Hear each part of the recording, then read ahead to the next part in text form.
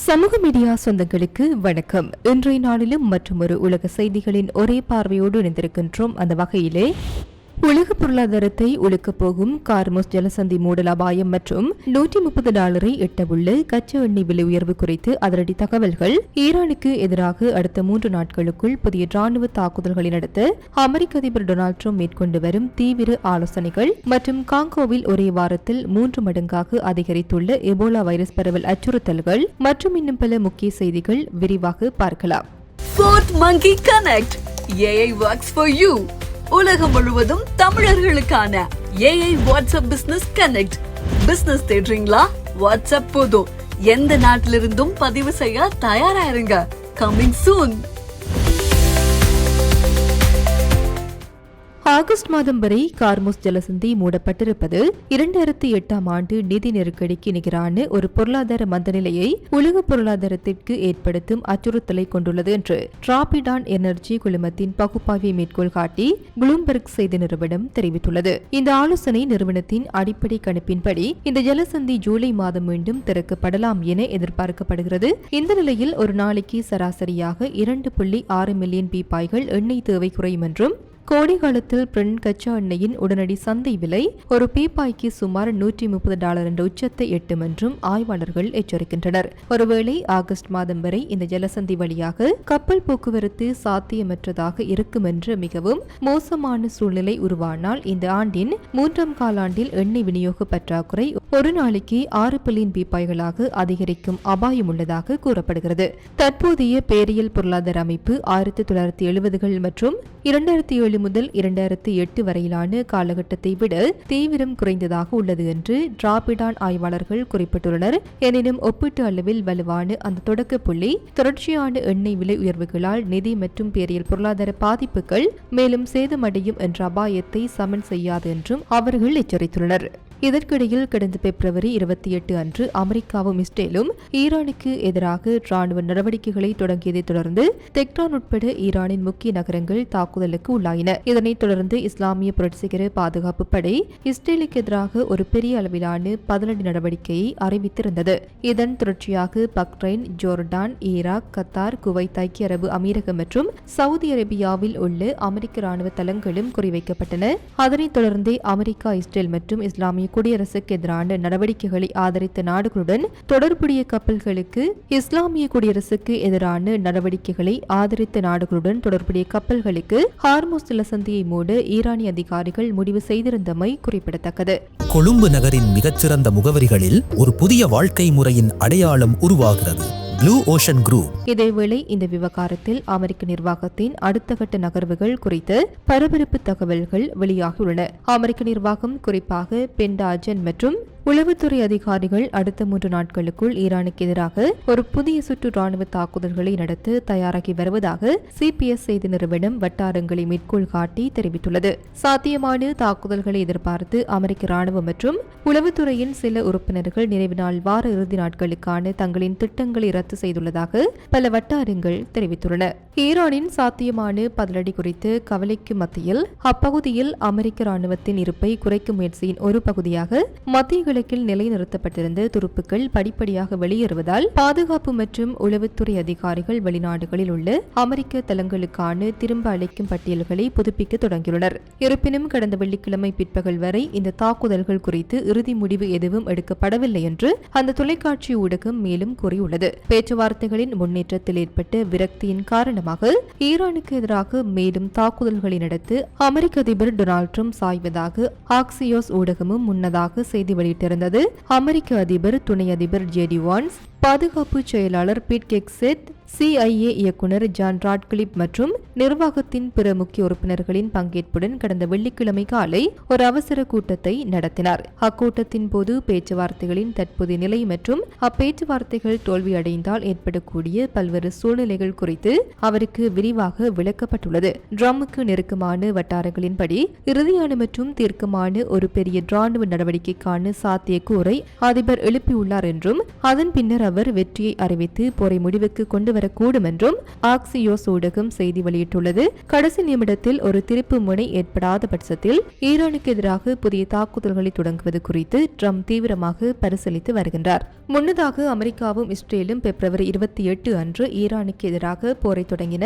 அதனைத் தொடர்ந்து ஏப்ரல் 7 அன்று ட்ரம்ப் இஸ்லாமிய குடியரசுடன் 2 வார கால பரஸ்பர போர் நிறுத்தத்தை அறிவித்தார். தெஹ்ரானின் கூற்றுப்படி 40 நாட்கள் நீடித்த இந்த போரின் போது அமெரிக்க இஸ்ரேலிய தாக்குதல்களில் 3375 ஈரானியர்கள் கொல்லப்பட்டுள்ளனர்.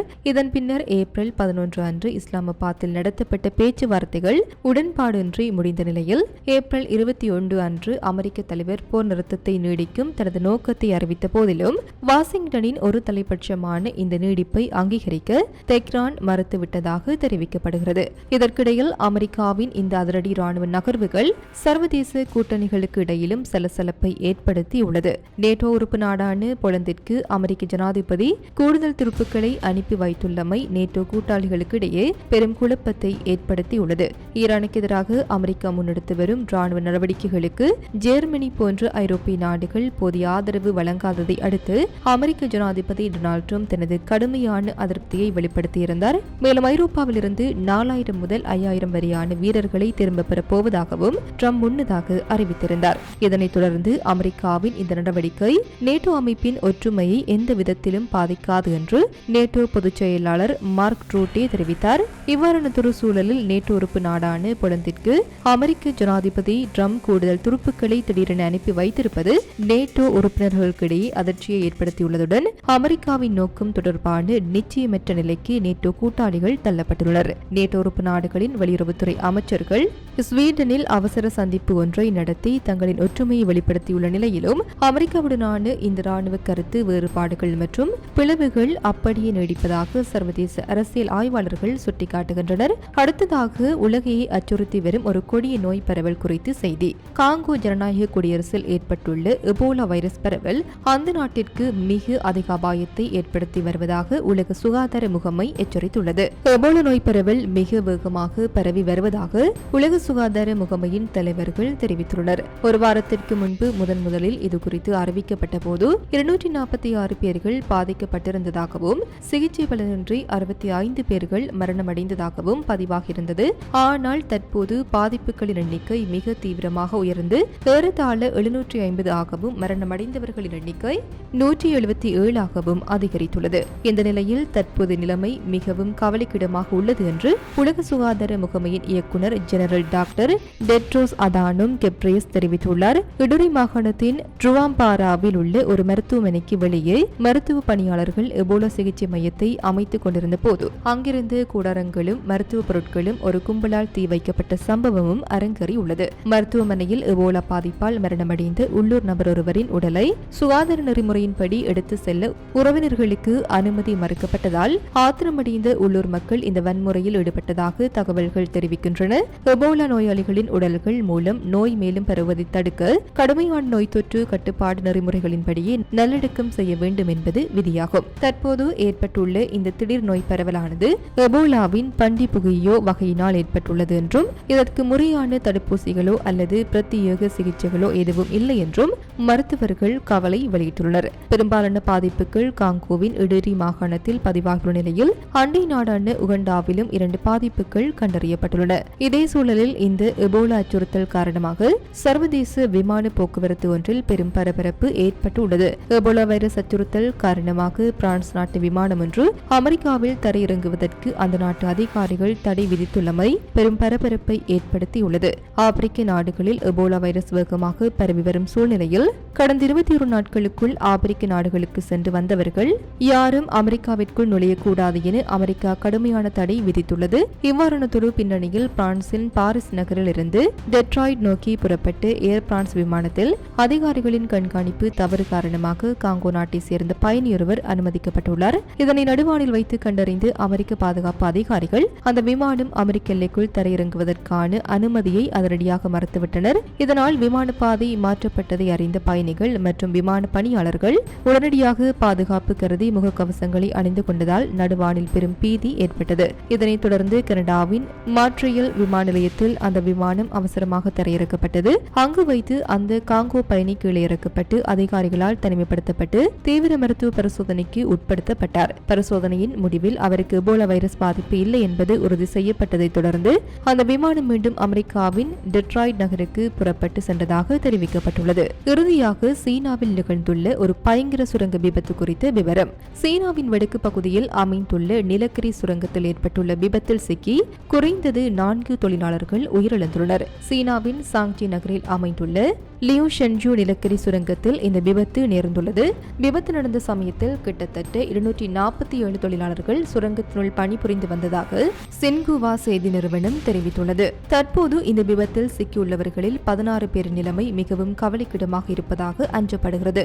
வெள்ளிக்கிழமை இரவு நேரிட்ட இந்த விபத்தை தொடர்ந்து சுரங்கத்தில் சிக்கிக் கொண்டுள்ள எஞ்சிய 90க்கும் மேற்பட்ட தொழிலாளர்களை மீட்கும் பணியில் மீட்புக் குழுவினர் தீவிரமாக ஈடுபட்டு வருகின்றனர். குறிப்பிட்ட அந்த நிலக்கரி சுரங்க பகுதியில் கார்பன் மோனாக்சைடு வாயுவின் அளவு அனுமதிக்கப்பட்டு பாதுகாப்பு அளவை விட மிக அதிகமாக காணப்படுவதே இந்த விபத்திற்கு மீட்பு பணிகளில் தொய்வு ஏற்படுவதற்கு முக்கிய காரணம் என முதற்கட்ட அறிக்கைகளில் தெரிவிக்கப்பட்டுள்ளது. இந்த விவகாரத்தில் அமெரிக்கா மற்றும் ஈரான் இடையே அடுத்த சில நாட்களில் வெடிக்கக்கூடிய ராணுவ தாக்குதல்கள் உலகளாவிய எரிபொருள் விலையை எவ்வாறு மாற்றியமைக்கப் போகிறது என்ற முக்கிய நேரடி தகவல்களுடன் நாளை உங்களை சந்திக்கின்றோம். தொடர்ச்சியான உடனுக்குடனான உலகளாவிய செய்திகளுக்கு நமது சமூகம் செய்திகள் சேனலை சப்ஸ்கிரைப் செய்து பெல் ஐக்கானை கிளிக் செய்து கொள்ளுங்கள். இது குறித்த உங்கள் கருத்துக்களை எமது கமெண்ட் பகுதியில் பதிவு செய்யுங்கள். நன்றி, வணக்கம்.